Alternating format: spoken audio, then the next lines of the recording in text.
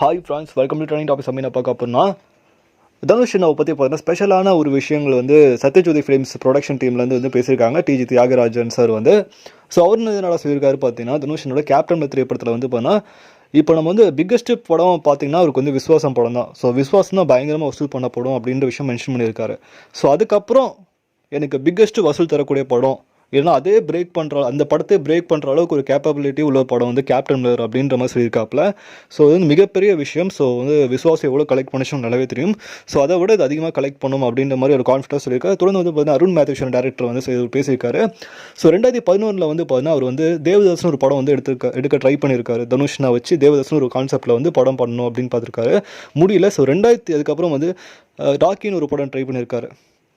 அந்த படம் ஒரு இயர் எண்டில் பார்த்தீங்கன்னா எடுக்க முடியல அப்படின்ற மாதிரி ஆயிடுச்சு. அதுக்கப்புறம் பார்த்தீங்கன்னா 2024 பார்த்தீங்கன்னா கேப்டன் மில்லர் ரிலீஸ் பண்ண போகிறாங்க பொங்கல் அன்னைக்கு. சொல்லும்போது பயங்கர ஹாப்பியில் இருக்காங்க.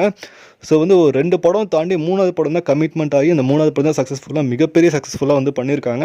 இதில் சிவராஜ்குமார் சார் நீங்கள் பார்த்துருப்பீங்க.